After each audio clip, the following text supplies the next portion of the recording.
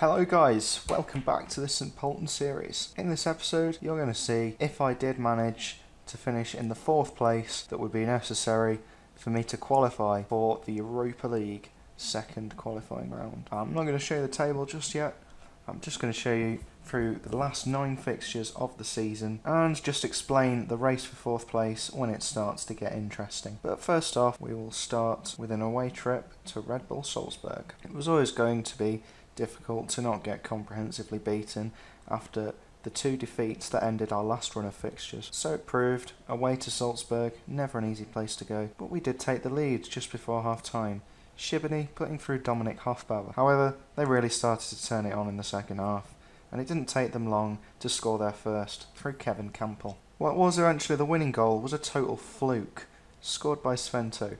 That was supposed to be a cross and he knows it. Salzburg's third came from a more successful Svento cross as he found Kevin Campbell, who hit it on the volley with exquisite technique to make it 3-1. After what was now 3 defeats on the spin, morale was getting in a pretty desperate state, so a team meeting was in order, and we managed to grab the result with our improved sense of purpose against Admira. First goal coming very early on after a fantastic hit from Dominik Hofbauer. Admira did manage to make me pretty nervous on the hour mark, Diaby crossing for Maximilian Sachs, who's left with an easy finish. As it turns out though, I needn't have worried. Our second, what turned out to be the winning goal, coming after 77 minutes, as Yannick Shibany puts it past the keeper. The result was sealed after this free kick from Pablo Cepelini. Having managed to secure a point against us, with only 9 men, when we last met, I knew Mattersburg were going to be tricky customers, and so it proved.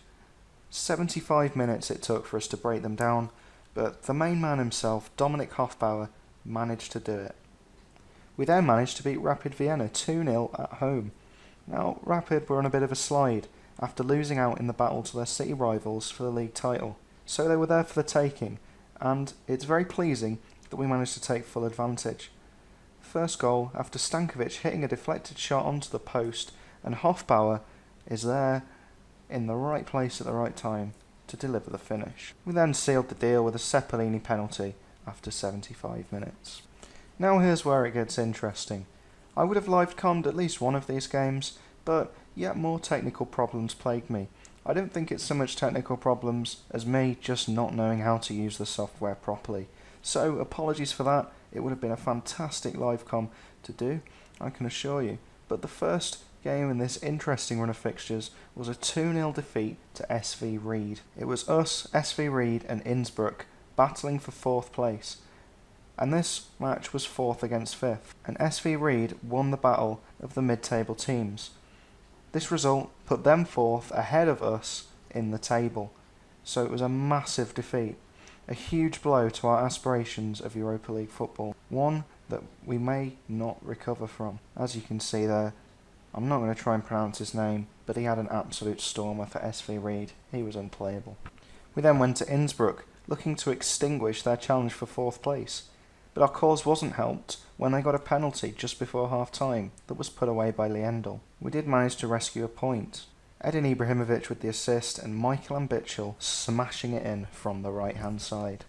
This is a pretty crucial result as it stopped Innsbruck from really seriously challenging for 4th, and it kept us within SV Ried's sights. SV Ried at this point were on an absolute stormer of a run and were looking very dangerous opposition in our quest for 4th.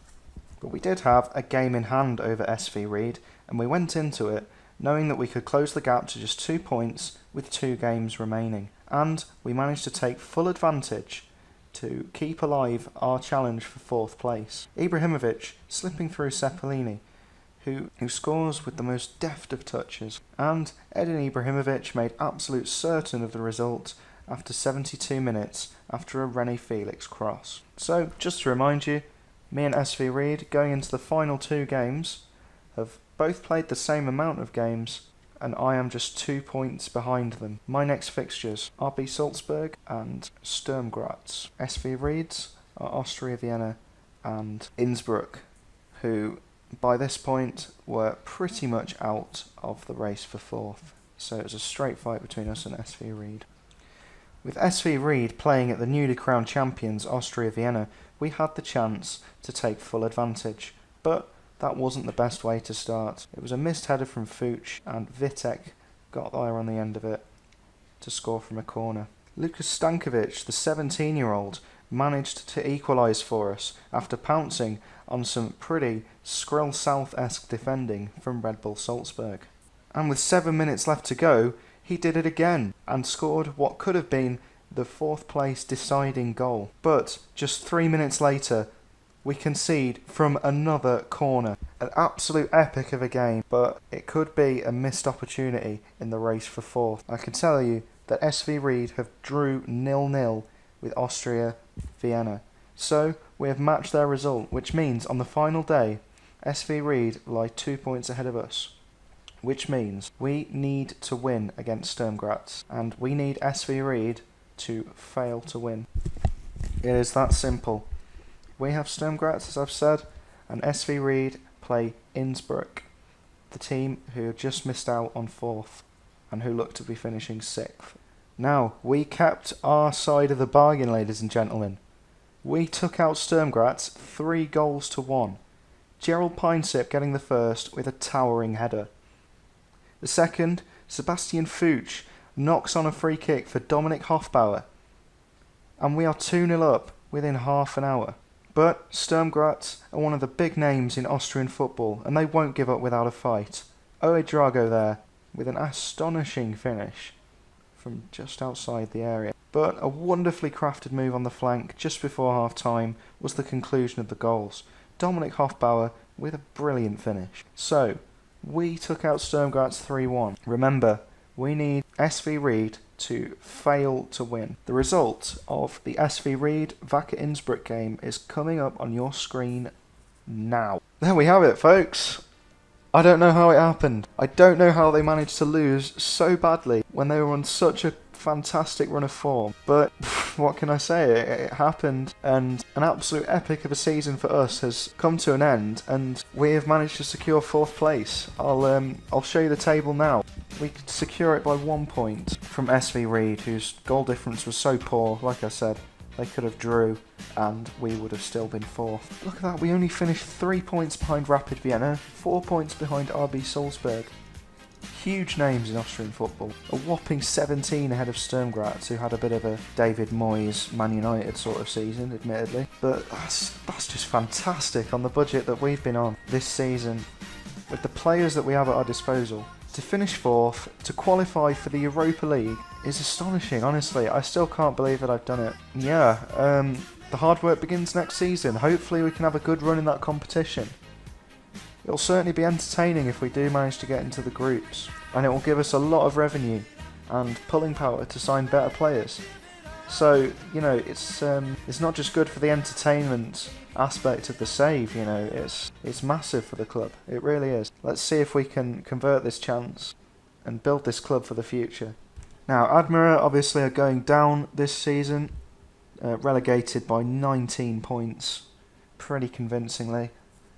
That's pretty demoralising for them. But let's see who's going to come up then. It's going to be Kapfenberger after another insanely close season. Look at that, 58, 58, 56. Anyway guys, I think that will be a wrap for this season. I will be back next season. There should be a bit of transfer business depending on what sort of budgets I get. I'll be looking to ship 1 or 2 players out if I can to free up some budget. But let's see what sort of squad I can build, and let's see what sort of season we can have next season. It could either go very well or horribly wrong, and I'll end up looking like a mug. So yeah, that'll be it for this season, guys. I will see you next season. Take care.